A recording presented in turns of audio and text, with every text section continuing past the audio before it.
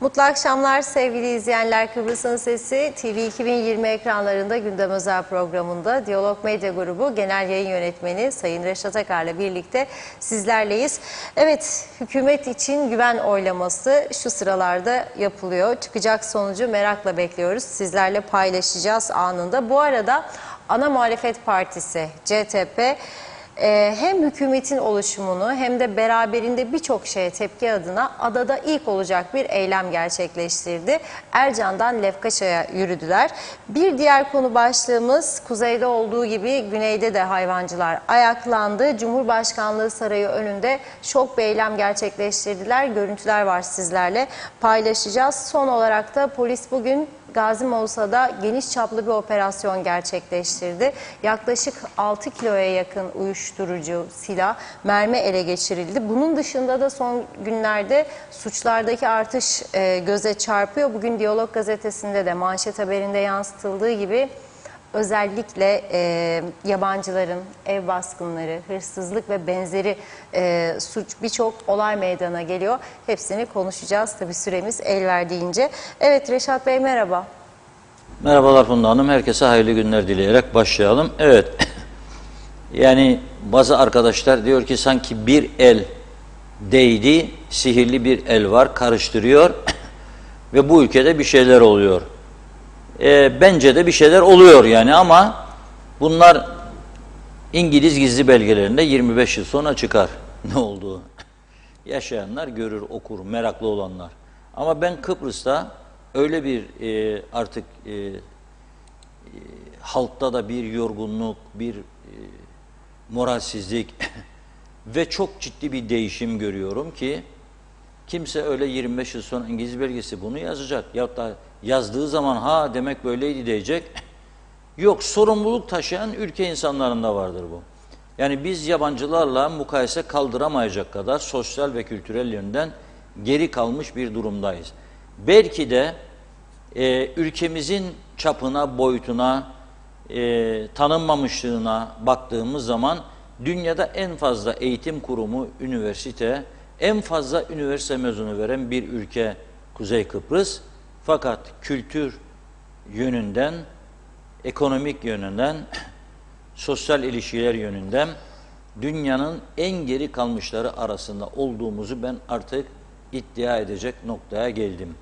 Çünkü en ufak bir meselede adam çıkarıp tornavidayı patronun vücudunu delik deşik edecek derecede sokuyorsa, bir önemli mevkideki adamın en yakınındaki kişinin evine baskın düzenleyip aracın içinde 6 kilo uyuşturucu kaçırdığı çıkıyorsa, bunlar neyin ifadesidir bizlere? Neyin ifadesi? Kırmızı ışıkta durmuyorsa, vurup kaçıyorsa, en yakınına kazık atıyorsa, en yakınını üzüyorsa, ağlatıyorsa, onu zarara uğratıyorsa, bir durup bakmak lazım bu işe. Bazıları der ki psikoloğa başvurmak şart oldu. Şimdi psikologlar da gücenmesinler bana.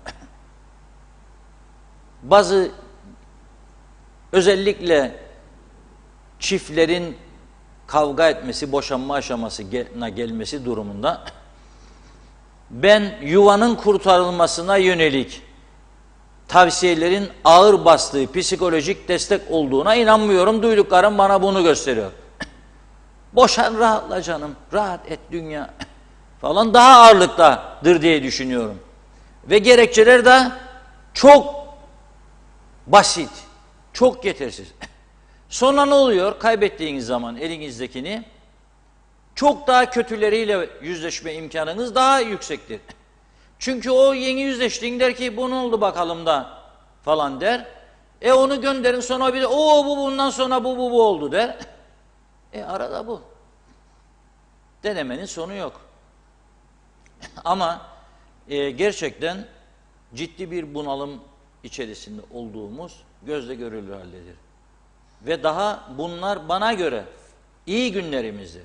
Önümüzde daha kritik günler var. Önümüzde daha kritik günler vardır.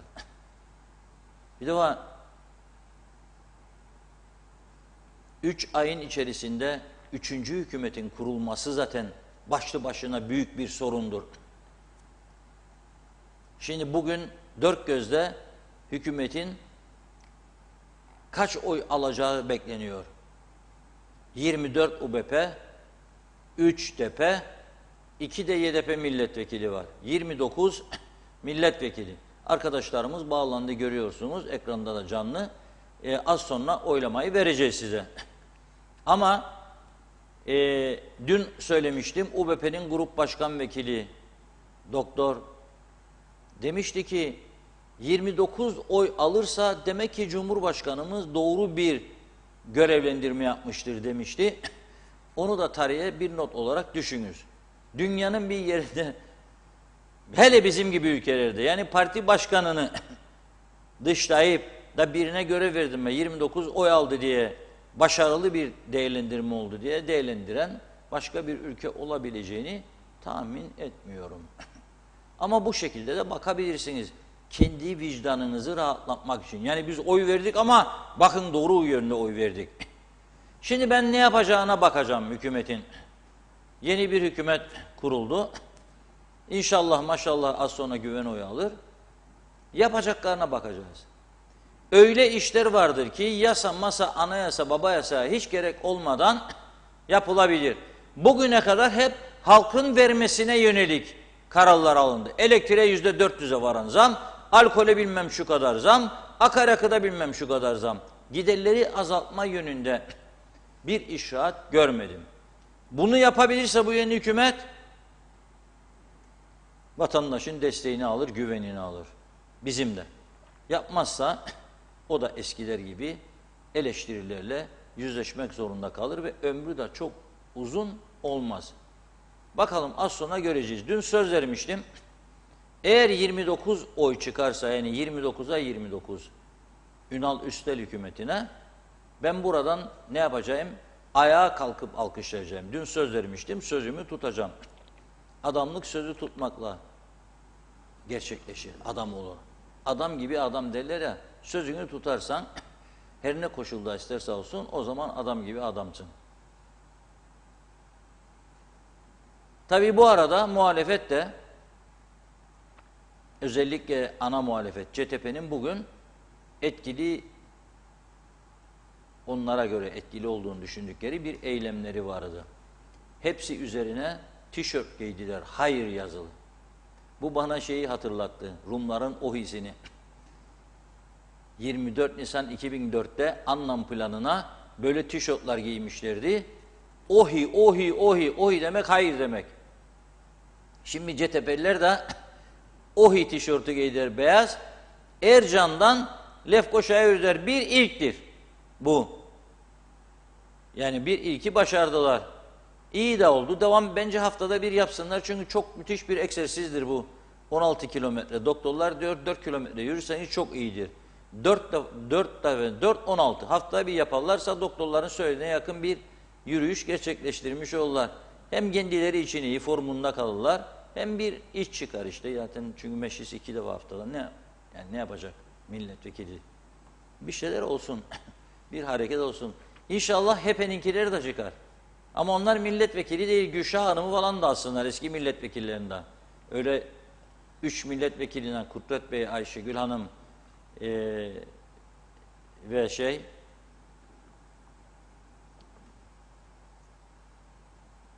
bizim diğer milletvekili hanımımız HDP milletvekili Jale Refik Rogers, 3 milletvekili az olur. Fark etmez bile yolda insanlar 3 kişinin yürüdüğünü. Çoğalsınlar, ekip olarak yürüsünler. Spor faydalıdır. Bir mesaj verilmiş oldu bugün bana göre. Yani nedir mesaj? Bu hükümet değişimlerinin bir baskı sonucu gerçekleştiği mesajını hem içe hem Türkiye hem dünyaya vermek amacıydı bana göre. Yani Kıbrıs'ta demokrasiye müdahale ediliyor diye. Mesaj buydu. Tabii aslında en fazla bu müdahaleye maruz kalan kişi de Faiz Sucuoğlu'ydu. O da bir tişört giyip yürüseydi hiç de fena olmazdı. Tarihte Öyle anılırdı belki. Şimdi sabır yönüyle anılacak. Sabreden derviş muradına ermiş diye düşünüyor. Belki gene bir gün başbakanlık yolu açılacak falan. Ben olabileceğini sanmıyorum kolay kolay. Önümüzdeki günler çok farklı gündem maddelerine döneceğimizi gösteriyor. Ben görüyorum. Bugün de hayırlı uğurlu olsun, İsveç ve Finlandiya resmen NATO'ya başvurularını yaptılar. Şimdi bu yürüyüşü verelim. Ondan sonra o konuda da kısaca görüşlerimizi sizlerle paylaşacağız.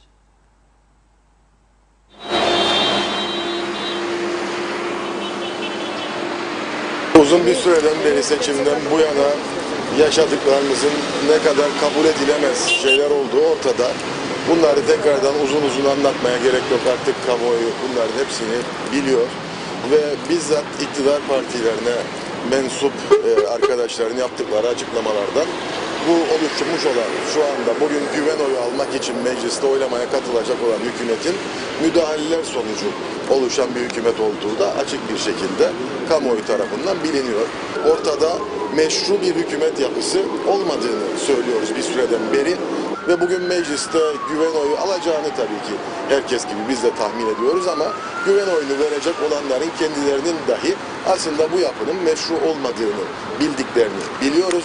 Onların da aslında çok da bu yapıya güvenmediğini de biliyoruz, ama gene de girip güven oyu verecekler. Cumhuriyetçi Türk Partisi olarak biz artık bunları kabul etmediğimizi, müdahalelere hayır dediğimizi, bu gayrimeşru hükümet yapısına hayır dediğimizi, irademizin ortadan kaldırılmasına hayır dediğimizi, tabii ki yoksullaşmaya da hayır dediğimizi, çocuklarımızın bu yapı dolayısıyla göç etmek zorunda bırakılmasına da hayır dediğimizi bugün bir kez daha ortaya koyuyoruz. Bunu Yonca Kavşağı'ndan, Ercan Kavşağı'ndan yapacağımız bir yürüyüşle başlatıyoruz. Çünkü buranın sembolik bir değeri de var. Burasının insanlarımızın aklında çocuklarımızı göç yollarına taşıdığımız bir yer olarak değil, çocuklarımızı sevinçle, mutlulukla karşıladığımız ve bu ülkede insanca, mutlu bir şekilde yaşayacağımızın işareti olan bir yer olarak hatırlayalım istiyoruz. Böyle de sembolik bir değeri var. Ve bir şey daha söyleyeyim. Bugün bir başlangıç sadece bizim için. Bu yapı bu şekilde devam ettiği müddetçe biz dün de açıkladığımız gibi meclisi daha çok sokağı daha çok meclise taşımaya devam edeceğiz. Cumhuriyetçi Türk Partisi milletvekilleri olarak meclise girip güven oylamasında red oyumuzu vereceğiz. Oradan da Cumhurbaşkanlığına yürüyeceğiz.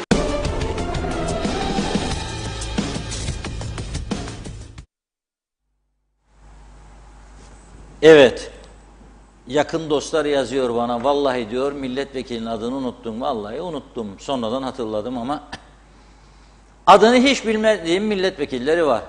Bakın CTP'den de UPP'den de adını hiç bilmediğim, duymadığım milletvekilleri var. Daha önce de vardı, ondan önce de vardı. Sen hiçbir şey yapmazsan bu toplum için, sade kaldır Arap dediklerinde el kaldıran, endir Arap dediklerinde endiren, ben senin adını nasıl hatırlayacağım? Mümkün değil. Bir de devamlı seçim üstüne seçim, seçim üstüne seçim. Her zaman söylüyorum, artık başbakanlığın, bakanlığın, milletvekilliğinin, meclis başkanlığının önemi kalmamıştır. Yani halk nazarında da yoktur. Eskiden bakan derlerdi, biraz insanlar çekilirdi, kendine gelirdi. Şimdi yoktur. Yani bakan geldi falan, der, adam arkasını döner. Yani yoktur, eski ilgi yoktur. Eski şey yok. Çünkü politikacılar buna sebep oldu. Ben bir de tabii bana derler ki işte Türkiye'nin müdahalesinden sen söz etmen bunlara, siyasete. Şunu düşünün. Tabii ki müdahale iyi bir şey değil ama sen davetiye çıkarıyorsun. İşte buradan okudum.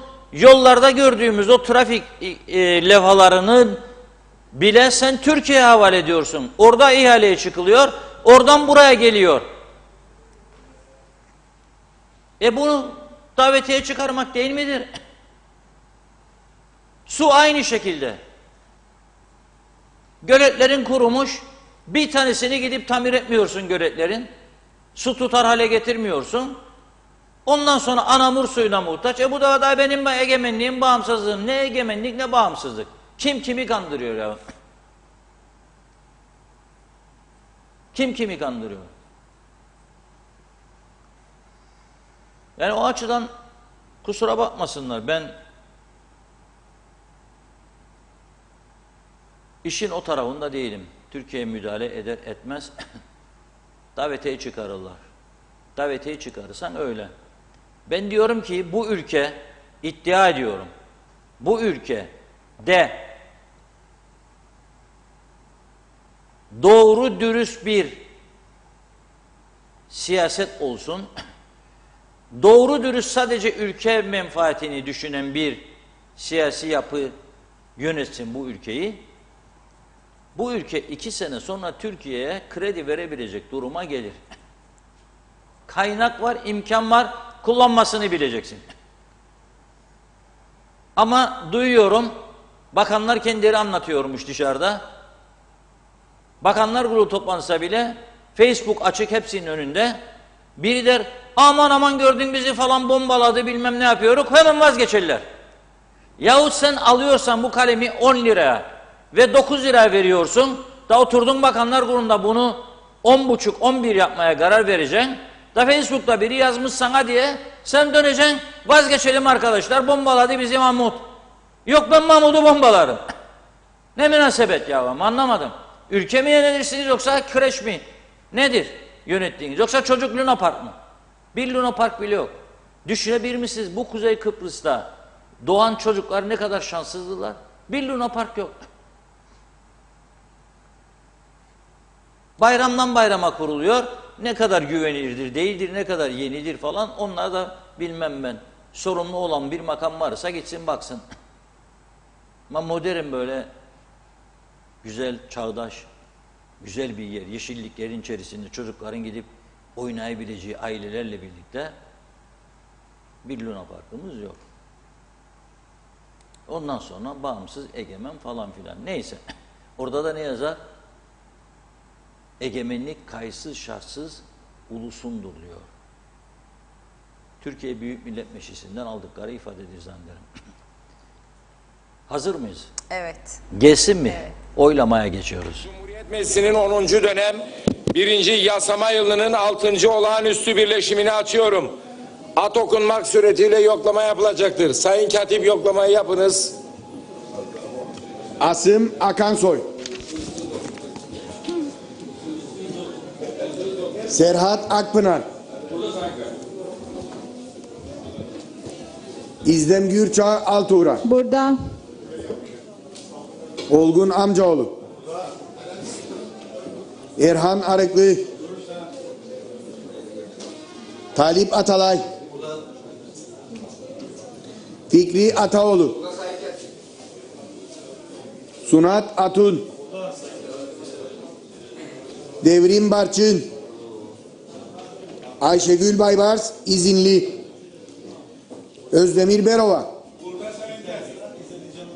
Filiz Besim, Ceyhun Birinci, Resmiye Eroğlu Can Altay, Armağan Candan, Hüseyin Çavuş, Nazım Çavuşoğlu, Şifa Çolakoğlu,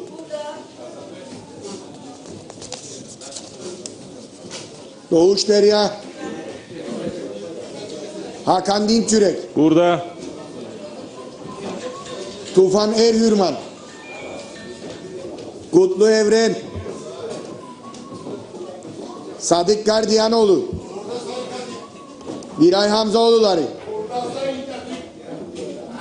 Oğuzhan Hasipoğlu, Sıla Usar İncirli,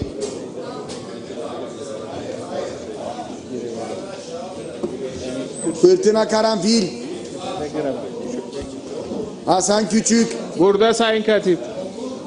Fide Kürşat, Dursun Oğuz, Fazilet Özdenefe, Kudret Özersay, Yasemin Öztürk, Burada Sayın Katip. Ziya Öztürkler, Ali Pilli, Jale Refik Rogers, Ahmet Savaşan, Gürün Solyalı, Faiz Sucuoğlu, Erkut Şahali,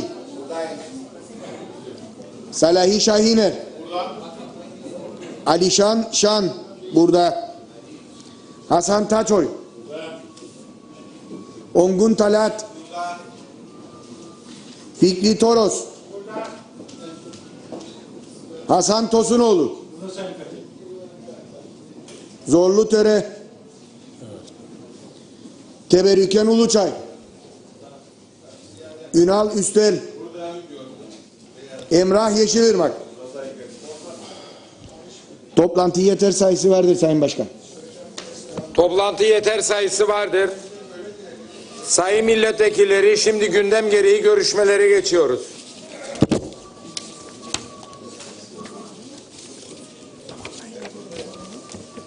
Sayın milletvekilleri, şimdi ikinci kısma, özel gündemde yer alacak işler kısmına geçiyoruz. Hükümet programı üzerindeki görüşmeler 16 Mayıs 2022 tarihli 19. birleşimde gerçekleşerek tamamlanmıştır. Anayasanın 109. maddesinin 2. fıkrası gereği ve iş tüzüğün 123. maddesi uyarınca hükümet programı üzerinde yapılan görüşmelerin bitiminden bir tam gün geçtikten sonra güven oylamasına başvurulur. Kuralı tahtında bu birleşimde güven oylaması yapılacaktır. Güven oylaması iş tüzüğün 123. maddesi uyarınca açık oyla yapılacak ve oylamada adı okunan milletvekili kabul, red veya çekimser demek suretiyle oyunu kullanacaktır. Bu madde tahtında güven oylamasında güven oyu verenlerin sayısı red oyu verenlerden fazla olduğu takdirde Bakanlar Kurulu güven oyu almış olacaktır. Oylama cetvelini okuyunuz Sayın Katip. Asım Akansoy, Red. Serhat Akpınar, Kabul. İzlem Gürçağ Altuğra, Olgun Amcaoğlu, Kabul. Erhan Arıklı, Talip Atalay, Fikri Ataoğlu, Sunat Atun, Devrim Barçın,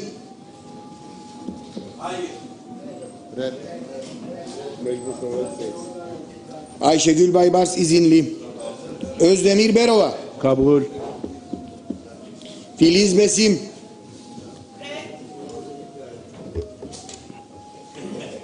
Ceyhun Birinci,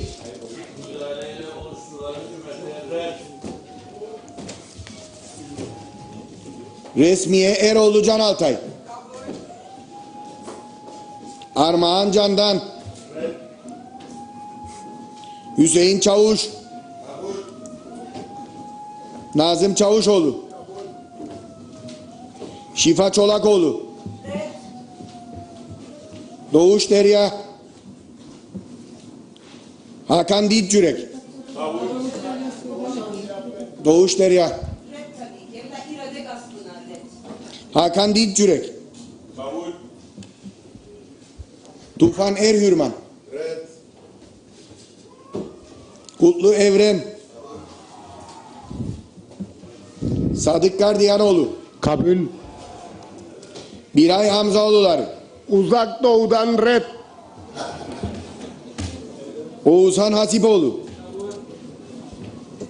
Sıla Usar İncirli, Fırtına Karanfil, Hasan Küçük, Kabul. Fide Kürşat,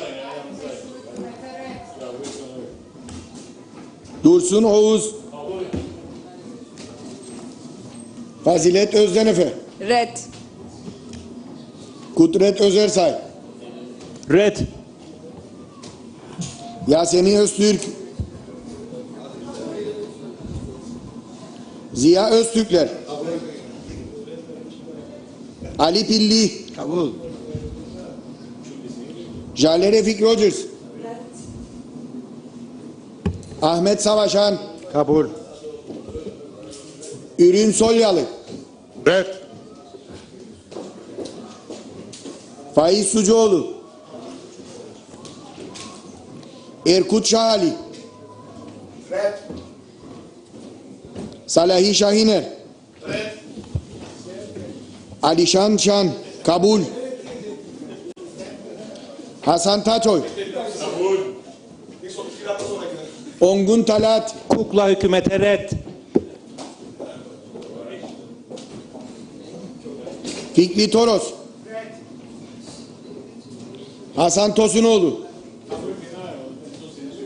Zorlu Töre. Kabul. Teberrüken Uluçay. Red. Ünal Üstel. Emrah Yeşilırmak. Kabul.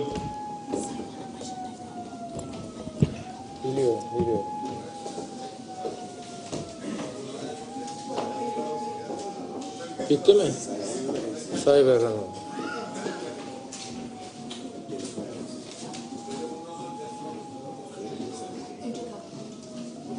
Oylama tamamlanmıştır. Şimdi sayımı yapılıyor.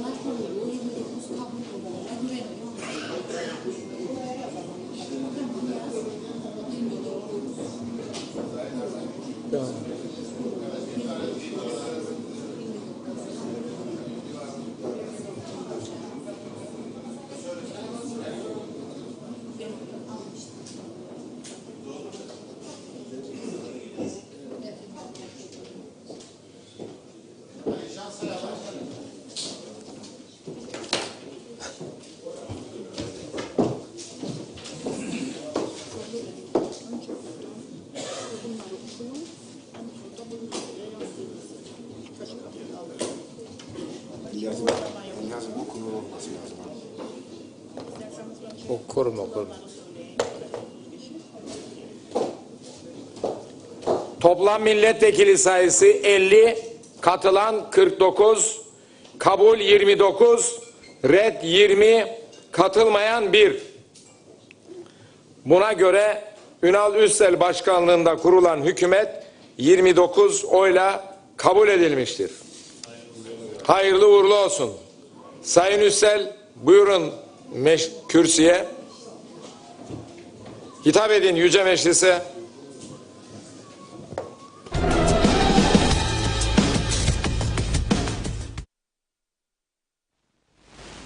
Evet, sözümü tutuyorum ve alkışlıyorum. Ünal Üstel hükümeti 29 hiç süre vermeden güven oyu aldı. Bir tane milletvekili de katılmadığı için katılmadı HDP kanadından bilmiyorum. Bazı şeyler, sözcükleri geliyor kulağımıza. Parti başkanıyla aynı düşüncede olmadıklarına dair sineği millet veya millete dönüş falan inşallah öyle bir düşünceden kaynaklanmıyordur. Ama böyle bir günde çok ciddi bir mazareti yoksaydı orada olması lazımdı. Bence red oyu verdiğinin görülmemesi için bunu yapmıştır. Doğru bir şey olmaz öyle bir şey yaptıysa. Ama çok ciddi bir mazereti varsa o ayrı bir konu tabii ki. Ama 29 dediği Doktor Hakan Dinçürek 29 ve ne dedi? 29 çıkarsa demek ki Cumhurbaşkanı dedi doğru tercih yapmıştır. Ve 41. hükümete şimdilik yerini yapmıştır. Tatar Cumhurbaşkanı Tatar diyecek bu defa. Hakan Dinçürek bakın doğruluğumu öne çıkaran kişi olduydu. Bir bakanlık da buna gider. Ne bakanlığı? Sağlık. Nasıl olsa Ali Pilli Bey dinlenmeye ilk günden alıştı. Bakınız hem de nasıl. İzleyelim, kısa bir video var.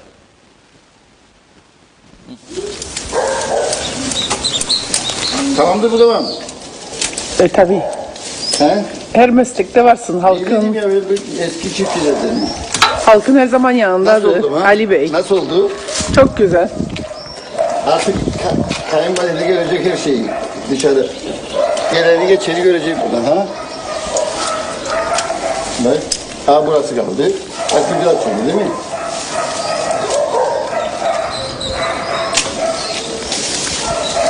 Güzel açılmadı mı? İşçinin yanında, emekçinin yanında, halkın yanında.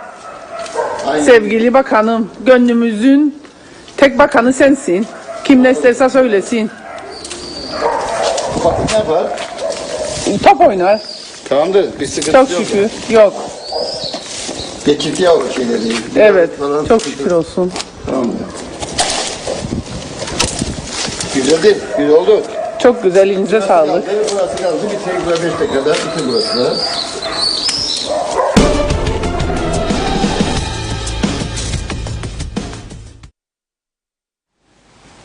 Komşu da yağını çekti gördüğünüz gibi. İşçinin, köylünün, halkın yanında Ali. Her işi de güzel becerir Ali Pilli Bey. Bence de.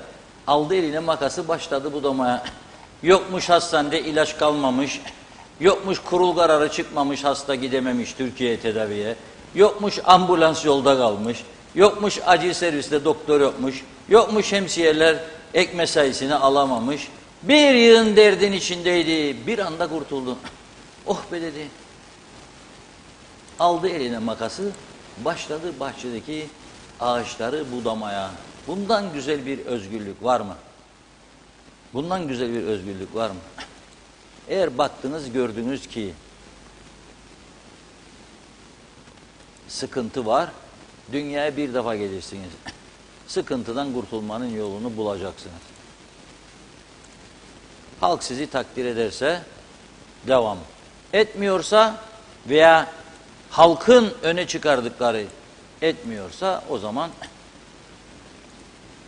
geçin kenara dinlenin. Zaten bayağı pandemi döneminde ismi çok ön planlara çıkmıştı Ali Bey'in.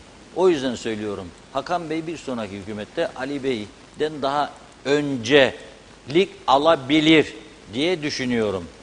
Şimdi tabii sorunlar sadece bizde değil. Güneyde de çok ciddi sorunlar var. Uçmadan diyor Funda Hanım mesajlar, birazını okuyayım bana diyor bir fırsat veriniz. Ondan sonra diyor siz istediğiniz kadar konuşun. Konuşacağız tabii. Başlayalım. Hızlıca başlayayım. Evet, mesajların büyük bir çoğunluğu uçtu bile. Mert Ama Bölük oy sayımı gibi olmasın ha. Evet. Yarım saatte saydılar ya. 49 tane oyu çatlayıyordum burada. Ne kadar bu kadar bütün işlerde demek böyle ağırdan giderse vay haline bu memleketin vay haline. Buyurun. O zaman jet hızıyla başlayayım. Yalçın Şensoy demiş ki Reşat Bey aldıkları kiloları vermek, vatandaşın hakkını yiyip hazmettirmek için yürüyorlar. Ali Çeliker, Reşat abi bugün hareketli gün, pazartesi günü daha da hareketli olacak. Evet, Mehmet İnancı hoş vakitler, sağlıklı günler diliyor tüm Diyalog ailesine. Efrus Ali Hüseyin, Ulusal Birlik Partisi 3 fire verecek ve 26 oyla güven oyu alacak. Toplam 29 milletvekili var.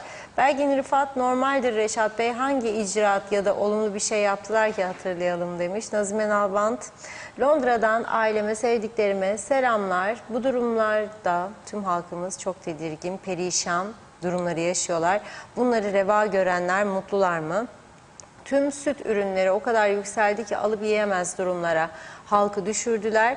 Çocuklarına süt bile alıp içiremezler. Yazık günah değil mi demiş. Kıbrıs halkı ne yapacak diyor. Allah daha kötüsünden saklasın, yardımcı olsun, üzgünüm dedi. Doğan Falyalı, dünya öyle bir duruma geldi ki sormayın. Herkesin elinde bir cep telefonu, durmadan mesaj yollar. Dünya yansa umurlarında değil. Eşler arasında bile bu telefon girip konuşmalarını engelledi. Anayla çocuk aynı duruma düştü. Halbuki anadır çocuğa şekil verecek olan. Onun için bu işler böylece yuvarlanıp gider. Bu açıdan da bakıp netice bu, gördüğü kadar ya görmedikleri neler var neler.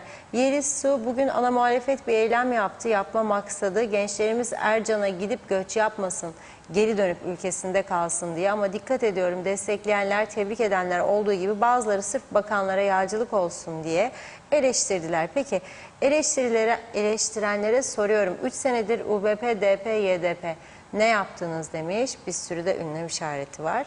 Üçüncüyü, dördüncüyü hükümeti bozup kuruyorsunuz. Halkı fakirleştirdiniz, mahvettiniz. En azından bir susun, oturun, yüzleri de kızarmaz ve hala konuşurlar. Pardon diyorum dedi. Evet, Mehmet Akın, Kuzey Kıbrıs'ta herkes artık deli numarası yapıyor.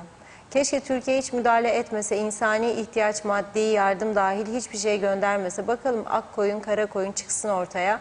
Türkiye'ye dil uzatan herkes nankördür. Yazıklar olsun. Evet, Mehmet Uluçaylı, bu ülkede kusura bakmasınlar, eğer Türkiye'nin yaptığı yardımları kullanmakta ve aksaklıkları, yolları, halkın refah payını arttırıcı önlemler alamayıp beceremezsen mecburen seni elinde değnekle başkası yönetir. Evet, Arif Mustafa Cüce, sağlık için yürüyüş dediniz, o iyiydi diyor. Cengiz Han Refikoğulları iyi yayınlar dilemiş. Hasan Nihat Erduran da 42 kere maşallah bize yazdı. Kemal Kaleci, çok doğru Reşat Bey. En büyük ihtiyacımız vatanını seven devlet adamlarıdır. Bizdekiler cepçi siyasiler, yani halkın geçimini değil, gelecek seçimi düşünenlerdir. Biz seçimi düşünen değil, geçimi düşünen devlet adamları istiyoruz. Ancak hani nerede? Kıymet Nazım Topal, çok şükür olsun zaman var. Meclisimiz toplanması bugün toplandı. Belgin Rıfat, yalnız aile ve çocukların gidebileceği temiz parklar bile yok Reşat Bey. Biz çocukken bir Çağlayan'a giderdik. Akşamları annemiz babamız oturur sohbet ederdi. Biz de oyun yaşında olan kardeşimizle akşam saatlerinde serin serin oynardık diyor. Dondurma, portakal suyu içerdik, kafes yerdik. Evet, bazen de kabuklu fıstık. Saatlerce oynardık. Şimdi korku içinde aileler. Çünkü kim kimdir, nedir, oraları ne kadar emniyetli, her türlü tehlike var dışarıda. O yüzden çocuklar ya televizyonda ya tabletlere kilitlenmiş durumda maalesef. Hasan Nihat Erduran, Birleşmiş Milletler ambargo, izolasyon ve ulaşım engellemelerine 50 vekil beraber dik durmazsa işimiz zor. Bu statüko sürer ve ekonomi düze çıkamaz. Yalın gerçek budur. Yunus Gildir iyi yayınlar dilemiş. Sayar Aker, Makarna Burlu Cumhuriyeti'ne selam olsun. Meclisimiz çok yaşasın. Yaz geldi, tatiller başlıyor. Hükümet yine mi kaçamak yapacak? Vekiller de say say bitmezler. Evet, Yılmaz Senşen, bravo, ret verenleri alkışlıyorum yazdı. Derya Özyiğit, hizmet, hizmet, hizmet demiş. Evet, İsmet Özel, bir sayım kaç dakikada diye soruyor. Yunus Gildir, vekiller çok yoruldu ret kabul demekten. İsmet Özel, toplantı yeter sayısı vardır da bu sayı kaçtır acep? Belgin Rıfat, meclis dışında gösteriler var zannedersem, sesler geliyor çünkü. Halk isyanda, böyle bir şey de ilk defa oluyor herhalde. Mehmet Akın, ret verenlerin amacı nedir anlamadım. Tekrar mı seçim istiyorlar? Bizler bıktık seçimden, unutmasınlar. Bizler vekil maaşı almıyoruz. Evlerine ekmek götüremeyen vatandaşlara herhangi bir politika yardımda bulundular mı merak ediyorum. Bu bir daha da meclis bu kadar kalabalık olmaz. 3-5 kişi ancak görürüz mecliste. Bakanlar, milletvekilleri de parti meyhane yaparlar. Hayırlı uğurlu olsun demiş mesajın sonunda. Oral Beyaz, ülkemize ilk Luna Park 70'li yıllarda getiren ve kuran rahmetli babam Zeki Beyaz'dı. Tüm takımları gözü gibi korur ve bakımını yaptırır, yenilerdi. Beyaz Luna Park bir taneydi. 82 yılında uçaklar, çarpışan arabalar, trenle birlikte bütün takımları sattığı zamandan sonra bu takımlar yeni sahibince hala kullanılmaktadır. Lakin herhangi bir yenilik, güncelleme veya yeni bir takım getirilip geliştirilmediğini üzülerek izliyorum. Hala daha 45 yıl önceki Luna Park'ta eğleniyor vatandaş ve dediğiniz gibi güvenilirliği konusunda benim de ciddi endişelerim vardır. Rahmetli babam bile bu durumu görüp üzülürdü. Mehmet Şenler, kolay gelsin. YZ, o da iyi yayınlar diliyor. Mehmet Akın, evet, Ali Pilli komedyen demiş, izledikçe sürekli gülüyorum. Ömer Bozkara vezirler, şaşırdık mı? Hayır. Üstel Ataoğlu, Arıklı ve UBP koltuk altından hak kimin umrunda 58 günde bu gider. Sayar Aker baka baka bakana şaşa baktık. Yarın Allah kerim der Süleyman Usta. Evet, bakıyorum. YZ yine diyor ki sevindiğim tek şey yeni kabinede Sağlık Bakanlığı'na Ali Pilli Bey'in olmaması isabet olmuş dedi. Mehmet Uluçaylı, Sayın Reşat Akar, siz her zaman doğru yorumlarınızla ve sözünüzün arkasında duran ve halkın sorunlarını, ülke sorunlarına parmak basan tek gazeteci ve habercisiniz. Kolay gelsin. Bülent Küçük, sizlere güzel ve şahane yollarımız adına araçlarla iş yerimize gidebilmek için küçük bir tavsiyede bulunmak istiyorum. Değerli ve önemli büyüklerimiz tüm halkımıza birer tane yepyeni BMW veya Mercedes sahibi yapsın. Çünkü yollarımızdaki şu kocaman çukurlardan ancak ve ancak bu tür güçlü ve kuvvetli araçlarla geçip işlerimize gidip yeniden gelebiliriz saygılarımla. Belgin Rıfat Ayşegül Hanım olabilir. Çünkü geçmişte Türkiye yetkilileriyle birebir olumlu ilişkiler sergilemişti. Belki o diyaloğu bozmak istemedi. Normaldir. Bir de aynı partide olmak demek %100 her şeye evet demek değildir diyor. Derya Özyiğit, artık bu vekiller yeni nesillere fırsat versin, hepsi çekilsin, emekli olsun, tadını çıkarsınlar yazdı. Engin Sedat Tüzün, Sayın Sucuoğlu geleceğin Cumhur Reisi, inşallah böyle tutarlı durmaya devam eder. Mehmet İnancı, Ali Pilli gelmiş geçmiş en iyi bakan, bir plaket verildi mi kendisine diye soruyor. Mustafa Özcan iyi yayınlar dilemiş, memleket diyor, sonra da soru işareti var. Demre Coşkun, vergiler ve zamlar her geçen gün halkın belini daha çok bükmekte. Israrla asgari ücrete zam yapılmamakta. Aldığımız maaş market petrol zenginlerine geri dönmekte. Akaryakıt, telefon, elektrik faturalarını söylemeye gerek yok diyor. Halk maddi gücünü kaybettikçe ülkedeki %2'lik zengin kesim daha da zenginleşiyor. Gençlerimiz göç ediyor. Göç etmeyenler Rum kesiminde iş arıyor. Kendi yurdunda bir hiç olan halktan bahsediyoruz. Yaşanan haksızlıklara dur deme zamanı çoktan geldi ve geçti. Eğer halk bir olup tepkisini koymazsa çok daha kötü günler göreceğiz. Cihan Köroğlu iyi yayınlar dilerim demiş. Teşekkür ediyoruz. Memur Sen Disiplin Kurulu Başkanı Arın Taşarkan da diyor ki UBP, DP, YDP Cumhuriyet Meclisi güven oyunu çoğunlukla güven oyunu almışlardır. Evet. Memur Sen olarak yeniden UBP, DP, YDP üçlü koalisyon hükümetine çağrımız, bir an önce icraata başlamaya çağırıyoruz. Mehmet Borak, bütçede ödeneği olmayan belediye başkanı maaş ödenekleri seçim gerçekleşmeden nasıl gerçekleşecek? Sinan Yaşar, dana kıyma 150, kuzu eti 180 oldu bu hafta. Belgin Rıfat, güneydeki pahalılığı kontrol etmek için yarın Anastasiadis toplantı koydu. Bizim Cumhurbaşkanımız da koro çalışmalarından sonra şimdi de kelebeklerle ilgileniyor. Kelebek demek ki öncelik hakkı vatandaştan ve halkın sağlık, geçim, yaşamsal sorunlarından daha önemli. Ben de çok aptalım diyor. Hiç bunları bilmiyorum. Bundan sonra önceliğim kelebek olacak demiş Belgin Hanım. Nazime Nalbant, evet Reşat Bey en nihayetinde olacak. İnşallah bundan sonra da iyi olmasını dilerim. Hayırlı olsun. Kıbrıs halkını iyi olsun. Vaat ettikleri her şeyi de inşallah yaparlar.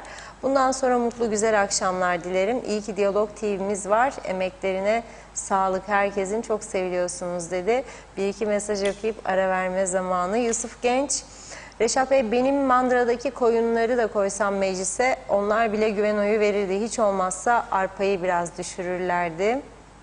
Engi Ergin İnönü Londra'dan selamlarını yolluyor. Mehmet İnancı, Reşat Bey bir karar verseniz iddia ediyorum oyların yarıdan fazlasını tek başınıza toplarsınız. Halk bekliyor, hayırlı olsun. Zeka Uçer de hayırlı olsun yeni hükümetimiz demiş, başarılar diliyor. Evet, Alex Bey, bir arkadaş neden red denildi dedi. Ortada değil mi 23'ten buraya 3 kere oldu hükümet bozuluyor. Neden dertleri ne diye soruyorsa diyecek başka bir şey bulamıyorum demiş. Abey Hüseyin, Kıbrıs'ta barış engellenemez, Birleşik Federal Kıbrıs dedi. Erol Hasan Avustralya'dan selamlarını yolluyor. Uğur Kambur, evet insanlar yanlış yola sapacak bu gidişle dedi. Evet, Metin Leblebicioğlu, kılavuzu karga olanın diye bir atasözü var. Artık sözün bittiği yerde bu ülke. Demre Coşkun halkı ayaklanmaya davet ediyorum demiş. Erkan Kaya, UBP yaktı bu ülkeyi. Son 3 yıldır iyice göz göre göre yapıldı. Parti içi çatışmaları, artı uzaktan kontrollü robot gibi davranmaları, zamlarınız Ankara'dan belirleniyor. Boşuna muhalefete kimse yüklenmesin, yapılacak bir şey yok. UBP bitirdi bu ülkeyi demiş. Doğa Dilber Doğa da süt Güney Kıbrıs'ta 11 lira, bizde 22 lira. Nankörler diyor, oyumu geri istiyorum. Son mesaj Mert Bölükbaşı'ndan okuyayım. Her gün yazmayı düşünüyorum sizler için, sakıncası yoksa demiş. Yıllar bana bu adamların bu işi bilmediğini gösterdi. O vakit bilenler gelsin dedi. Evet, devam edeceğiz. Sözü Reşat Bey'e bırakıyorum. Buyurun. Evet, çok teşekkür ediyoruz. Şimdi kısa bir süreliğine Güney Kıbrıs'a uzanalım. Çünkü sorun sadece bizde değil. Dünyanın birçok ülkesinde ciddi ekonomik krizler var. Ama onlar çare üretiyor. Bizde işte üzücü olan çare üretilmiyor. Yani çare üretmek için imkanlar vardır ama üretemiyoruz. Şimdi dün devletimizin ajansının tercüme ettiği bir haber vardı. Haberin başlığına baktığınız zaman her 5 elimden birinin kalitesiz olduğu belirtiliyordu o mesaj. Haberin içerisini okuduğum zaman öyle bir şey görmedim. Her 5 elimden birinin içinde kullanılan, hellim yapımında kullanılan sütün %25 değil 20 keçi sütü olduğundan şikayet ediyor Rumlar. Ben ise yıllardır bazı kişi ve kuruluşların ürettiği hellimlerin süt tozuyla üretildiğini, gerçek süt olmadığını, bazılarının başka kanserojen madde kullandığını söylüyorum. Ve Süt Kurumu da bunu biliyor diyorum. Ortaya çıkarmadıkları için onları eleştiriyorum. Ben ister 30 lira olsun, ister 60 lira güneydekinden ucuz olsun, ister 100 lira, yediğim hellimin ve çocuğuma yedirdiğim hellimin sağlıklı olmasını istiyorum. Bunun tedbirini almak kimin görevidir? Devletin, başta Tarım Bakanlığı'nın. Şimdi bizde geçen hafta hayvancıların bir eylemi oldu. Hayvancılar gittiler Cumhurbaşkanlığı binasının önüne ve Süt Kurumu'nun hayvan gübresi döktüler. Allah, kıyametler koptu, polise tutuklayın bunları diye emirler verildi. Polis de tutukladı, götürdü. Bir süre sonra da çıkarın dediler, çıkardılar. Ama bakın Rumlarda bunun ben tutuklanan olduğunu okumadım. Programa girerken Cyprus Mail'in sitesine de girdim. Bulmadım. Bugünkü eylem nerede? Cumhurbaşkanlığı sarayının önünde. Saman döktüler, yaktılar, sütleri döktüler. O videoları size sesli vermek istiyorum. Biraz izleyelim.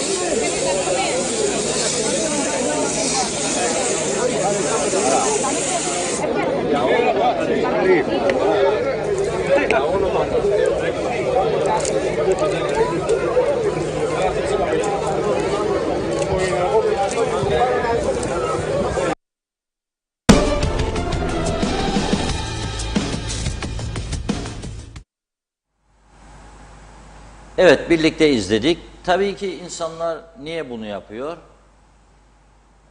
Sıkıntıda oldukları için. Ama dikkat ederseniz polis yok.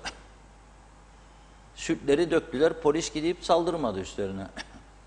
Samanları yaktılar gene. İtfaiyeci geldi, söndürdü sadece. Yangın büyümesin diye.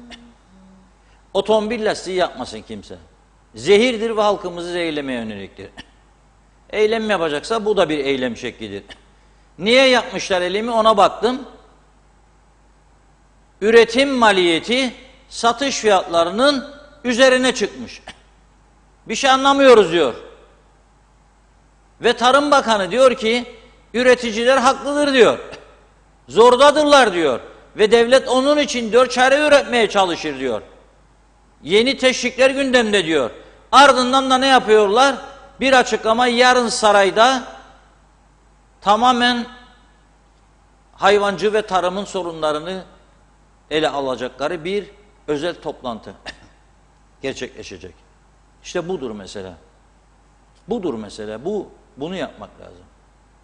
Şimdi bizde hayvancı diyor arpa fiyatları yükseldi. Tepki Çiftçiler Birliği diyor fiyatlar diyor düşüktür diyor. Sakın ürün teslim etmeyin diyor. Bu iki örgüt de arasında uzlaşamıyor. Belki çiftçi de haklıdır. Arpa fiyatları kurtarır kurtarmaz bilemem ben orasını ama bir ortak eylem daha etkili olur. Peki hükümet bu kadar dünyada kriz varken nereden bulacak da verecek? Ben de diyorum ki bulabileceği kaynak çoktur. Çaldırmasın paraları, birinci mesele bu. İhaleye çıktığı zaman ihale şartlarını yerine getirmeyenleri kulağından tutup adalete götürüp teslim etsin. Üçüncüsü yukarıdan başlasın. Yukarıdan başlasın önlem almaya. Örtülü ödenekleri kaldırsın. Hiçbir gereği yoktur bu ülkede. Kendi kendimizi kandırmayalım. Bütün lüks tüketimi yasaklasın devlet kurumlarında. Başkanlar, bakanlar, bakmayanlar ziyaretlere gidecekse köylere oraya buraya kendi araçlarıyla gidecekler. Yakıt tasarrufuna gidilecek. Ama ben bakıyorum gidilmiyor. Ne devlet ne belediyeler. Vızır vızır arabalar gidip geliyor. Dün belediyeleri de görürüm. Yollarda görüyorum. Görev vardır yoktur. Gidiyor geliyor. Nasıl bu kadar akaryakıt zammının sonrasında siz hala da tasarruf tedbiri almıyorsanız ciddi bir suç var burada. Ne yaparım? Güneyden gelişleri artırırım. Dün veremedik size geri kaldık. Akıncılar, Rumlar öyle diyor bizde 280 kişi belediye başkanı var. Rumların yanındaki köyde muhtar var. Ve Rum basını şöyle yazdı. O köyün, kiracı köyün muhtarı ile o muhtaris o kiracı köy dedi. Yani Rumcası da şimdi aklıma ve Luricina muhtarı diyor. Luricina muhtarı değil belediye başkanı ama Rumlar da bilmez galiba bunu.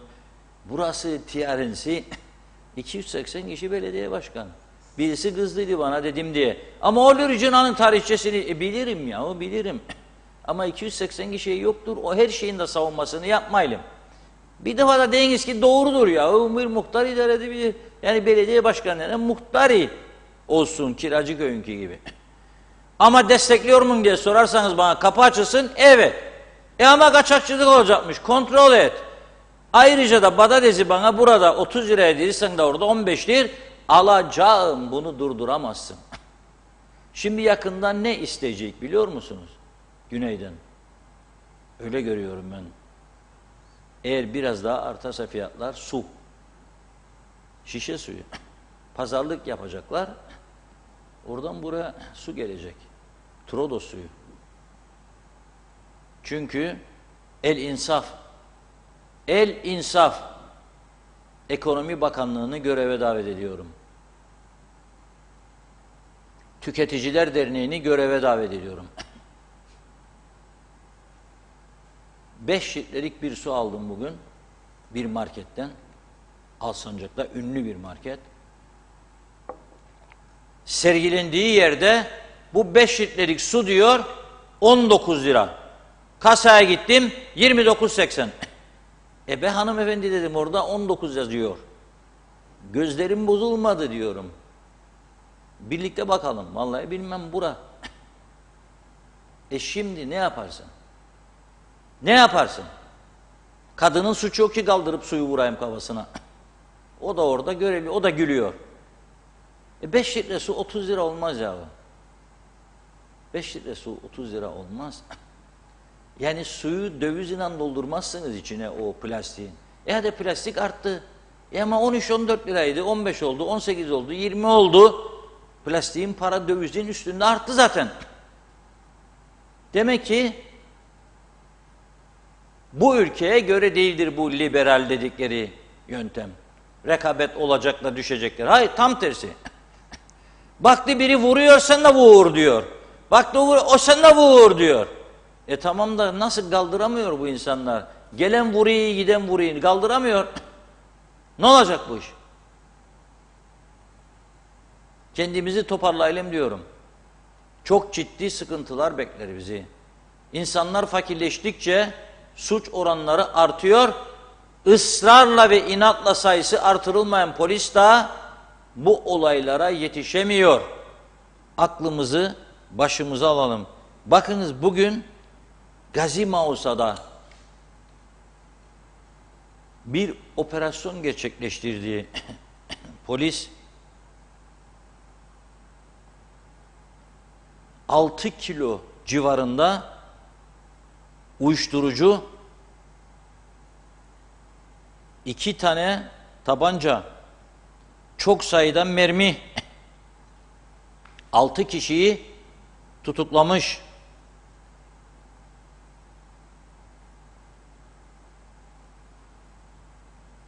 Dün saat 17 civarında gerçekleşmiş bu. İlk operasyon dün. Büyük sanayi bölgesinde faaliyet gösteren bir iş yerinde yurt dışından konteyner ile gelen yedek parçalar içerisinde gizlenmiş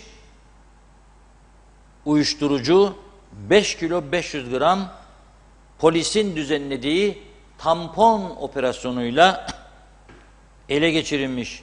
İçinde bir adet de hassas terazi bulunmuş. Arkadaşlar dartacak gram gram da zehirleyecekler gençleri. Onun için birçok insan bulutlar üstünde uçuyor. Ben şimdi daha iyi anlıyorum. Söylüyorsun bir şey, yüzüne bakıyorsun da anlıyorsun uçtuğunu. Uçanlar için söylüyorum. Uçmayanların günahına girmem. Bir de bu sabah 5.30'da gerçekleştirmiş. Bunun adına da tepe operasyonu demişler. Bu baskında da 2 adet tabanca, şarjör, 20 adet canlı mermi, 82 gram Hint keneviri, 8 gram metamfetamin en tehlikelilerinden, 2 gram kokain en tehlikelilerinden, 2 adet de öğütücü kokaini koyuyor, çeviriyor, kaşık kaşıkla ufacık bir kaşık satıyor. 620 adet de patlayıcı sınıfına giren torpil ele geçirilmiş.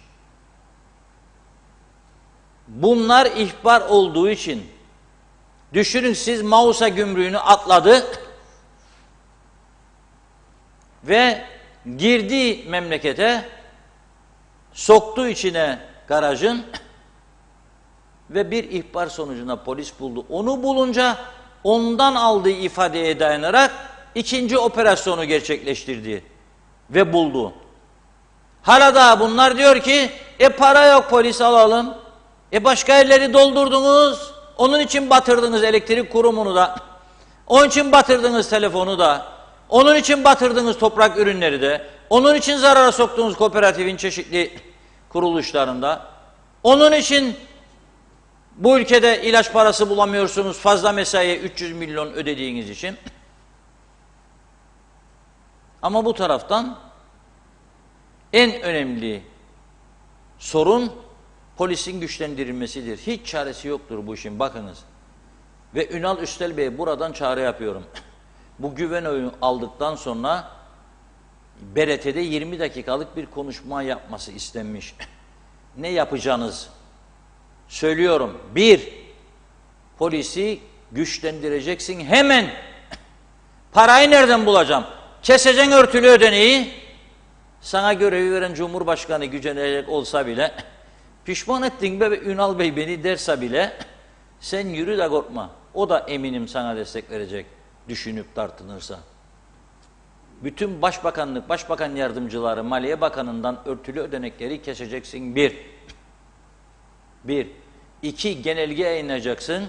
Meclis başkanı da içine girecek. Bunun yardımcısı da işe gelir giderken arabalarıyla gelecekler. Sadece resmi ziyaret olduğunda makam arabasını kullanacak. Bakanlar da bakmayanlar da hepsi. 3.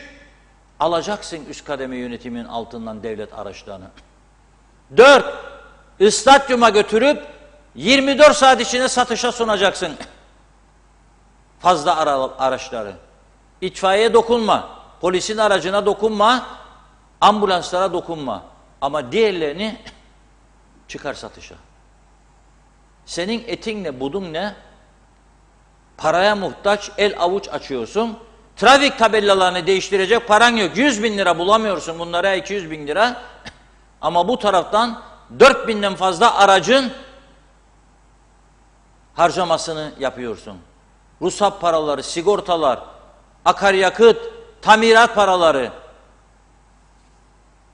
Kaldır bunları. İşte bugünkü konuşmada söylüyorum, bunların üzerinde durması son derece önemli. Daha önemlisine geliyorum. Hayat pahalılığı gelecek şimdi gündeme. Yüzdelik olarak verirsen 6.000-7.000 lira alan adam çok mağdur olacak. Domates arttıysa, patates 25 lira 30'a çıktıysa 25.000 alanda 30'a alıyor, 6.000 alanda 30'a alıyor. Onun için alttakilerine biraz fazla dokunacaksın. Üsttekilerine de biraz daha az. Ama başlarsanız yukarıdan tedbir almaya, inanıyorum ki böyle bir düzenlemeye kimse ses çıkarmayacak. Çıkaran da çıkarsın. No problem. Ben size eşitleyin demiyorum. Ama 25.000 alana %10 verirsen, 6.000 alana da %10, adaletin terazisi kaçar. Kaçar. İşte bu 2 saat, madem ki 20 dakika konuşma istiyorlar, yürü bunların üstüne de korkma. Yürü de korkma. 3. Kaçak işçiler. Kaçak işçiler, hiç ayıbı günahı yok bunun. Başbakanlıkta, BRT'de, birçok turizmde, birçok bakanlıkta iş yapmayan fazla personel olduğunu hepimiz biliyoruz. Önce gönüllülük esası, olmadı görevlendirme. 300-400 kişiyi bir süre için denetleyici olarak görevlendireceksiniz. Çalışma Bakanlığı veya ayrı bir birim kurum. Bakınız 2 ayın, 3 ayın içerisinde kaçak işçi çalıştırmak büyük ölçüde durur. Onları kayda bağlarsanız sosyal sigorta topladığı primlerle maaşları öder, artırır da. Yok ki her ay 50 daha, 100 daha, 50 daha, 100 daha. Nereye kadar? Mümkün değil. Bunları yapınız, sizi alkışlayalım. Yapmazsanız zaten o zaman uzun gitmeyecek demektir. Umarım inşallah, maşallah gerekli işleri yaparsınız. Çünkü o kadar çok artış oluyor ki suçlarda, o kadar çok patlama yaşanıyor ki, bugün Diyalog Gazetesi'nin 1. sayfasında 2 tane Afrika kökenli var. İkisi de talebe olmadığını siz de anlarsınız. Bunlar talebe diye giriş yapmış olabilir. Belki de kaçaktırlar. Mahkemede o kısım yansımadığı için veremedik. Niçin manşette verdik bunu? Okullarsa gözlerine sokalım diye verdik. Ben bu korkuyla yaşatamam halkı bu ülkede. Kapıyı kırıp girmişler içeriye. Kırdılar kapıyı, girdiler. Adamın paralarını aldılar, cep telefonunu da aldılar, bilgisayarına gittiler. Cesarete bakar mısın sen? Çünkü gördüler ki burası zayıf, polis yetersiz, cezalar yetersiz. Bunları çıkarıyorlar. 2 gün, 3 gün tutukluluk.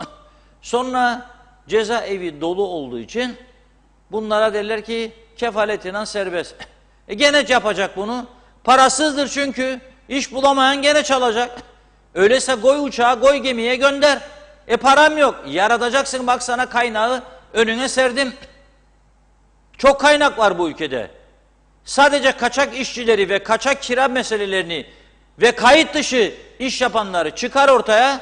İddia ederim 2 ayda tümü çıkar. %10, %15 gene fire olabilir.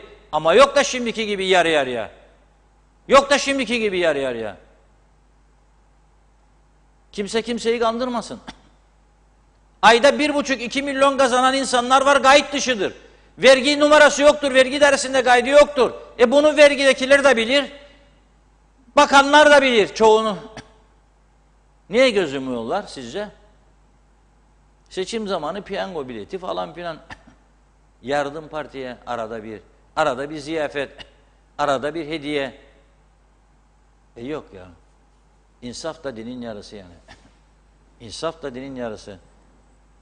Gene 1. sayfa. Ne yapalım da koymayalım bu haberi? Patron kızmış yanındaki çırağa. Çırak da elinde bıçak yok. İyi ki bıçak yok, o da öldüreceğiydi. Tornavidayı almış. Vur Allah Allah. Vur Allah Allah. Biri de aldı bizim gazeteyi bugün paylaştı. Başlık biz şöyle dedik. Hakaret ettiği gerekçesiyle patronunu tornavidayla 8 yerinden yaralayan Hasan Kavuzköz, ilginç bir isim, Kavuzköz tutuklandı diyor.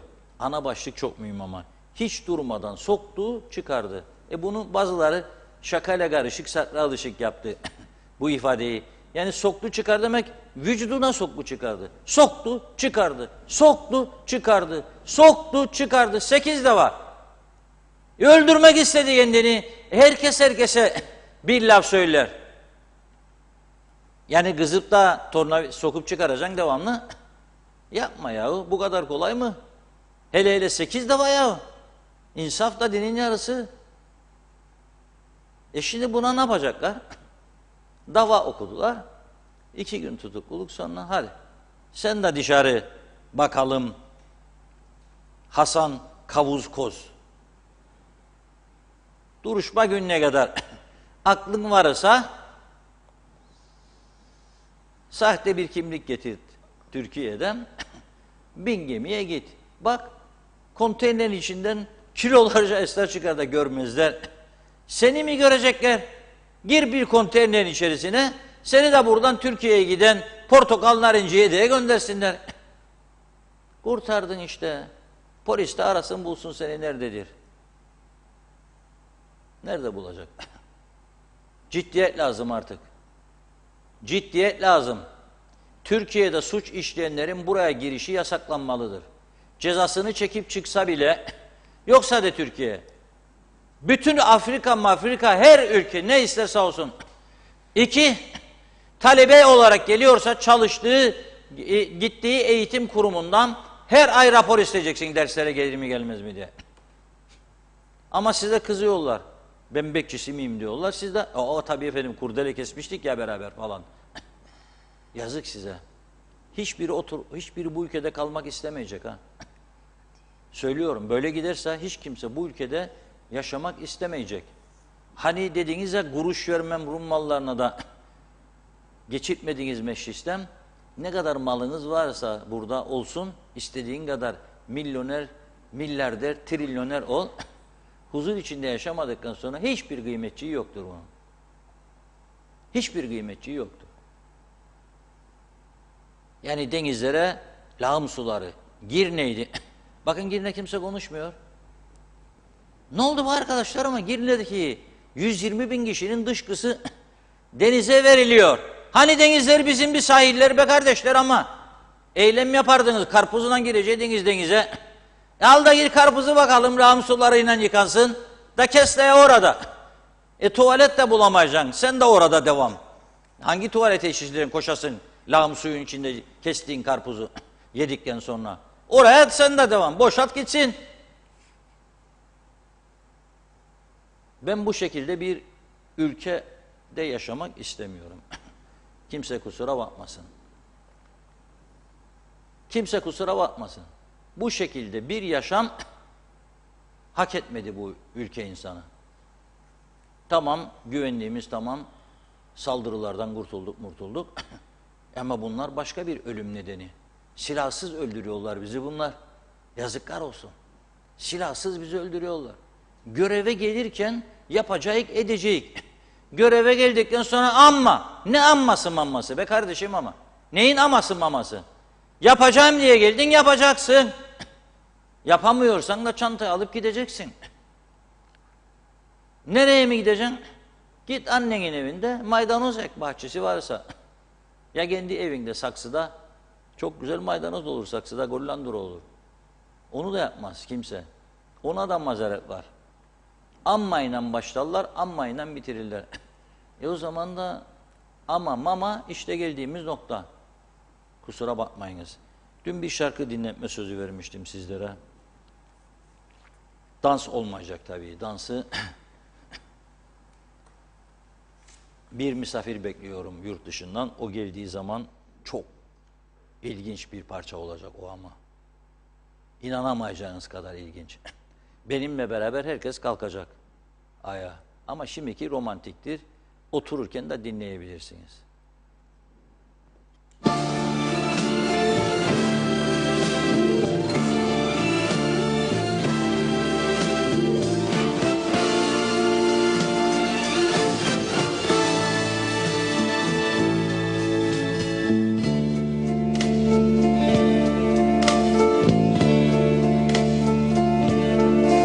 Yo te di tanto amor por un día y después sin querer te perdí.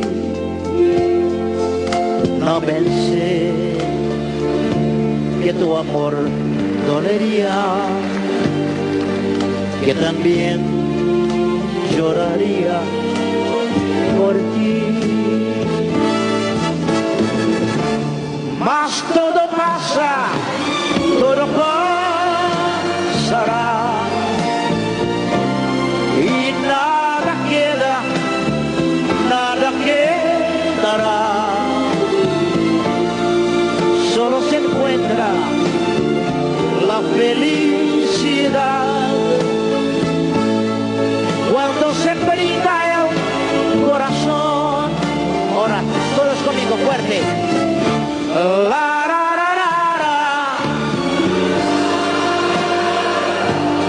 Lindo, lindo, lindo.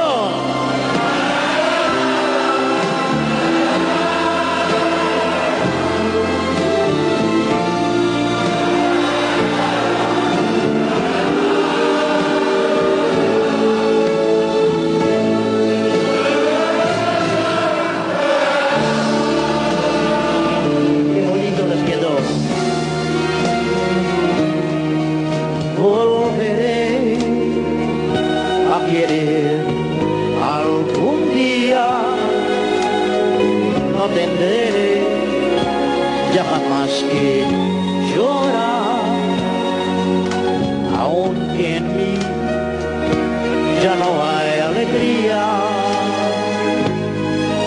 de esperanza ya puedo gritar.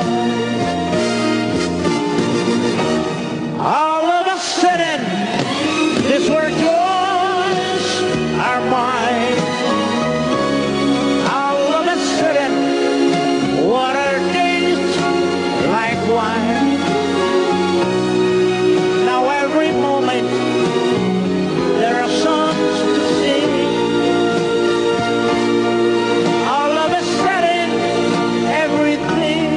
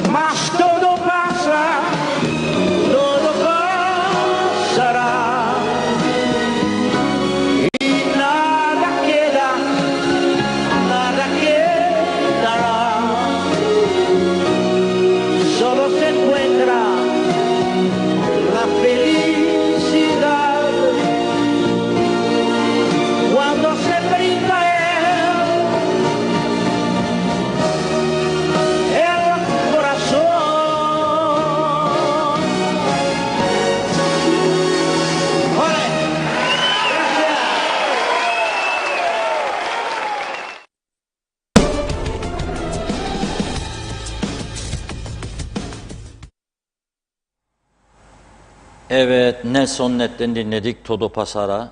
Gerçekten çok güzel, benim çok beğendiğim bir şarkı ama bu şarkının bende bundan böyle bir de hüzünlü yanı içimde kalacak sonsuza dek. Bu şarkıyı dinledikten sonra huzursuz olduğum bir ortamı da hep hatırlayacağım. Hayat daima hep tecrübeyle doluymuş. Ben kendime bir karar verdim. Biraz süreç uzasa da çok yakında inşallah doğduğum evden başlayarak bugüne kadar geçirdiğim aşamaları bir videoda toparlamak istiyorum. Sonra siyasetle ilgili olan bölümlerinde Türkiye ile olan ilişkileri de Kıbrıslıların ele alacak eklerini yapmayı düşünüyorum. İleride bir gün bulurlar, konuşurlar. Bir. Gelelim iki. Umarım beğendiniz siz de şarkıyı. Bazı insanlar, bazı izleyiciler anlamıyor. Ben karpuz alsınlar demedim. Karpuzdan şöyle bahsettim. Eskiden Kıbrıs'ı tanımayanlar herhalde böyle düşünüyor. Yaz aylarında bizim bu ülkede plajlara gidip otellerin eylem yaparlardı karpuzla ellerinde. Onu hatırlatıyorum. Bilenler bilir. Da derlerdi işte plajlar halkındır. Da diyorum şimdi o plajlar lağım sularıyla örtüldü. Hadi alın gene gidin karpuzu diyorum. Karpuz 25 lira demedim. Yemeyin tabii, ben yemiyorum. Ben enginarı bu ay yemeye başladım ya. Yemeyin be kardeşim. Bolardığı zaman yiyorum, hormon da yok. Sapı şu kadar. Yemeyin siz de. Şu an hala salatalık yemiyorum. Domatesi sınırlı yiyorum. Marul kış aylarında. Bir ay sonra domates, marul biter, domatese geç. Ne olacak? Şu sıralarda da Tatar istifa sesleriyle inliyormuş. Neresi?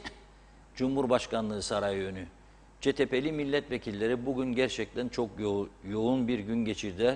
Kimse ayaklarını sezmeyecek bu gece. Birer masöre ihtiyaçları olacak. Aman diyecek. Maria ayaklarımı biraz sazlavda ölüyorum yürümekten. Öyle. Niye Maria dedim? Çünkü daha fazla Balililer masaj yapıyor. Onlar biliyor bu işi, fizyoterapist. Çünkü Ercan'dan Lefkoşa'ya 16 kilometre yürüdüler. Meclisin önünde eylem. Sonra hayır yazılı tişörtleri değiştiler. Duş yapma imkanı olmadı belki. Bir şey değil. Deodorantı sıkarsın. Değiştir tişörtü giy. Beyaz çıktı siyah giydiler mecliste. O fotoğrafı da galiba göndermişti arkadaşlar meclisin içinde. Siyah tişörtle bu da var hayır. Şimdi de Cumhurbaşkanlığı Sarayı'na yürümüşler. Eylemin son bacağı. Orada Tatar istifa diye sesler yükseliyormuş. Tabii onlar gibi düşünen CTP'ler gibi bakalım vatandaşlar da eşlik ediyordur herhalde. Arkadaşımız Ömer Kadiroğlu orada onları izliyor. Neticesinde bitince eylem buraya getirecektir diye düşünüyorum. Ve biraz mesaj diyelim. Sonra bir mesele var. Çok önemli. Yaz ayları geldi. Hepimizi ilgilendiren ona geçeceğim. Evet, hemen başlıyorum mesajlara. Gökhan İnik mesajında kaldım galiba. Evet. Maalesef diyor ülke yangın yeri. Fakir ve zengin arasındaki uçurum gün geçtikçe artmakta. Kıt kanaat geçinen insanlar şu an çok zor durumda. Politikacılarımızda kim olduğu fark etmez. Eğer sosyal devlet anlayışı varsa bir an önce oyun oynamaktan vazgeçer ve bir çare üretirler. Şenol Tatlıcıoğlu iyi yayınlar, selamlar dedi. Nazime Nalbant bugün duyduk ki Londra'da 40 senedir böyle pahalılık olmadı diye hep televizyonlarda gösterdi ve dünyada bu kadar pahalılık görülmedi saygılarımla. İsmet Sencer harikasınız demiş her zamanki gibi. Hasan Nihat Erduran bu global kriz en az bir yıl daha sürecek. Herkes tedbirli olacak. Devletler de. Demre Coşkun, Reşat Bey çok iyi bilir diye düşünüyorum. 1930'lu yıllarda büyük dedelerimiz dünyanın en büyük emperyalist gücü işgalci İngilizlere karşı büyük bir emek direniş gösterdi. O büyük direnişler sonrasında sendikalar, dernekler kuruldu. Şimdi de bazı güçlerin işgali ve zenginlerin kontrolü altındayız ve şu an büyük dedelerimizin gösterdiği o güçlü direnişin aynısını gerçekleştirmek gençlerimizin görevi olmalıdır. Doğan Falyalı aynen böyle hellimciyi, rengi beyaz mat olmalı, kat kat açılmalı. Açılmazsa emin ol iyice sıkıştırılmadığı suyu içinde paranı hellime değil suya vermiş olursun. Her şeye zam yaparsak kasaptan artık azıcık et alınacak diyor herhalde. Çözemedim orasını. Zeytini ısırıp yedikten sonra çekirdeğini de yap der gibi bunları önerir demiş. Ama para ver denilince duymamazlıktan gelirler. Sizce bir gün bu çığlığı duyacaklar mı? Ulus Barani evet şöyle demiş. Reşat Bey seni izlemeye bugünlük bu kadar. Ben patates, bulles almak için Rum tarafındaki pazara gidiyorum. İhtiyacınız varsa diyor size de alalım. Evet Mustafa Şakir Küçük yerli üretimden alsaydınız demiş. 10 liraydı yerli üretim. Destekleyin. İthal suydu o diyor. Evet Saadet Şimşekoğlu bugün Güney Kıbrıs'taki çarşamba pazarında 2 euroya 3 kilo patates aldım demiş. İyi yayınlar. Müge Çolakoğlu, KKTC, Teksas, Hasan Nihat Erduran, narkotik ekibini tebrik ederiz. Bravo, asayiş olmazsa olmazımızdır. Erkan Kaya, bahsettiğiniz marketin adını yazmış. Ben okumayayım tabii şimdi yakışık almaz. O markette diyor hep diyor fiyatlar 5 lira 10 lira fazla. Çünkü müşterinin çoğu İngiliz. O yüzden diğer müşterileri önemsemiyor. Mustafa Gürsoy, filmlerde Sicilya'da geçen olaylar bizde gerçekleşiyor. Hasan Nihat Erduran, memura araç verme göreve yolla, sendika tepene biner. Erdoğan Çalışkan iyi yayınlar. Kiracıköy'ün Rumca adı Atienu. Soner Sabriler, Londra'dan selamlar. Pikniklere bile resmi hizmet araçlarıyla gidilir. Reşat Bey günahtır, ayıptır demiş. Evet Mehmet Akın diyor ki yürü de korkma diyenler yüzünden ülke bu hale geldi. Şimdi artık yürü de arkana bakmadan yürü diye yeni bir daha iyi bir slogan diye yazdı Mehmet Bey. Hasan Çevik, evet Reşat Bey bu saydıklarınızı UBP, DP, YDP hükümetinin yapacağına inanıyor musunuz demiş. Buna gülümsüyorum diyor. Evet Kadir Bilecik devlet dairelerinde bir kişinin yapacağı işi 5 kişi yapıyor. Bundan da bahsedin diyor. Müfit Hüseyin Dikmen'deki suyu patlattığı için Rum'a muhtaç kaldık. Barıştan başka çaremiz yok dedi. Mert Metin iç işlerine başvuru yaptım. Yasal olarak bir ay daha kalayım diye sağlık sorunlarını tamamlamam gerekliydi. Kabul edilmiyor. Mecbur giriş çıkış yapacağım. Hasan Nihat Erduran kanalizasyonu olmayan belediyelere neden su sayacı bağlanır? Hayretteyim demiş. Nilüfer Canova ben bu şekilde bir yaşamı hak ettiğimizi düşünmüyorum. Çünkü insani koşullarda yaşamıyoruz. Her taraf pislik içinde bir neme lazımcılıktır gider yeter gerçekten diyor. Mehmet Akın mesajınıza Reşat Bey cevap verdi. Fikret İpekçioğlu Kıbrıs'ın her tarafını bozdular diyeyim ben ve başardılar da diyor. Daha bakalım neler olacak. Evet Osman Yıldız. Evet Reşat abi o söz verdiğin dansı lütfen unutma demiş. Sen bizi biraz da olsa bu kötü günlerde yüzümüzü güldüren tek insansın. Seni gerçekten çok seviyoruz. Doğan Falyalı adam denizi çok severdi ama bir gün yüzerken ne görsün 10-12 santim uzunluğunda bir insan dışkısı yanında belirdi. Bunu görür görmez aceleyle dışarı fırladı. Senelerdir bir daha denize gitmedi. Bunu anlatınca balık da aklına geldi. Ondan da vazgeçti. İşte bu. Belgin Rıfat karpuz ne kadar pahalı olsa bile Kıbrıs halkı her zaman zamanında bolarınca yer. Karpuz hellim Kıbrıs'ın yaz yemeği, kahvaltıda, akşam yemeğinde, yemek sonrasında içkiyle de herkesin sevdiği bir şey. Bu ay olmasa gelecek ay herkes yiyecek. Mehmet İnancı Reşat Bey bir karar verirseniz iddia ediyorum oyların yarıdan fazlasını tek başına toplarsınız demiş. Halk bekliyor. Turgay Gezen de Reşat Bey bu ülkeyi bizim idare etmediğimizi bilecek tecrübe ve bilgi birikimine sahip bir insandır. Siyasetle işi olmaz yazdı Turgay Bey de. Evet Nazime Nalbant. Sizleri izledikçe izliyorum. Haberin adresi Diyalog TV'dir. Tarafsız haberler her yönüyle bizlerle paylaşıyorsunuz. Ağzınıza sağlık. Bana da çok teşekkür ediyorum Nazime Hanım. Evet. Her şey iyi olacak demiş. Evet, Mehmet İnancı Reşat Bey Londra'ya geliş ne zaman dedi. Belgin Rıfat bu global kriz 3 yıl sürecek maalesef ve tedbir alınmazsa zor eskiye dönüşüm olacak. Dünya gıda krizi yaşıyor şu anda ve temiz su krizi de önümüzdeki yıl bekleniyor. Çünkü doğal afetler nedeniyle temiz suya da ulaşmak zorlaşıyor ve sağlıktaki krizlerde maalesef devam. Savaşta soğuk savaş şekline dönüştü maalesef ve enerjideki krizde tüm bunlarla bonustur deyip mesajları tamamlamışım. Evet, emojiler var. Çok teşekkür ediyoruz. Evet, Reşat Bey buyurun. Evet, çok teşekkür ediyoruz. Şimdi bugün ilginç bir gelişme oldu. Tabii bunu adanın birçok bölgesinde yaşayanlar hissetmez, görmez, duymaz. Normaldir. Fakat arkadaşlarımıza bir ihbar geldi ve hemen çıktılar gittiler. Nereye? Güngör çöplüğüne.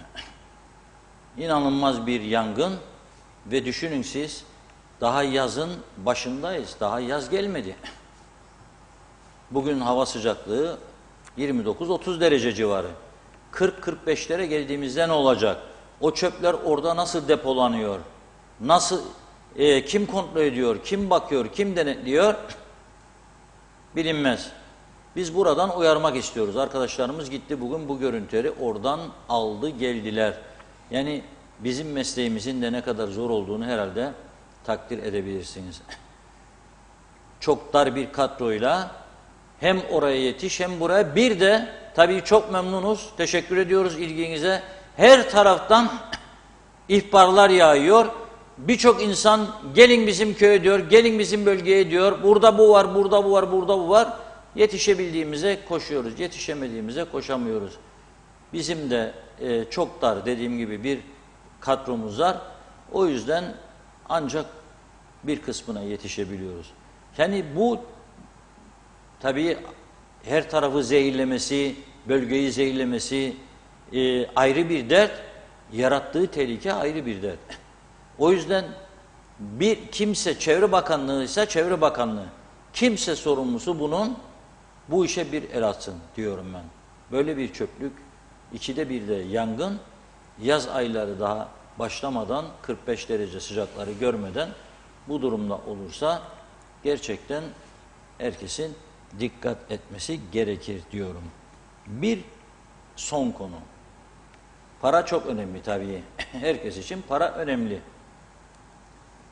Aza razı olan var, çok isteyen var. Şimdi döviz kurları. İsterlin bugün 2 liraya yakın. Dolar 16'yı gördü. Bakınız. Bütün dünyada ama en önemlisi Amerika Birleşik Devletleri. Çünkü her gün Türkiye televizyonları Powell bugün ne açıklama yapacak? Powell ne açıklama gelecek? Powell'ın açıklaması şunu belirleyecek. Powell'ın açıklamasından sonra Türkiye'de herkes bunu ezberledi. Powell. Amerikan Merkez Bankası'nı bekliyorlar. Amerika Merkez Bankası 2.9'a çıkardı faizleri. Onun için dolar iyi durumdadır. 2.9. Şimdi bizim KKTC'de ki paraya ihtiyacı var. Döviz çekebilmek için buraya akıllı bir yönteme başvurması lazım. İngiltere'de yaşayan soydaşlarımızın, yakınlarımızın paracıklarını bile çeksek buraya inanılmaz bu ülkede bolluk olur. Bizim Merkez Bankası bugün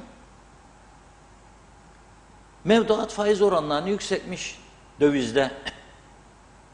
Ne yapmış? İyi dinleyin lütfen. Dolar 0.40'dan 0.50'ye. Amerika'da 2.99. 3.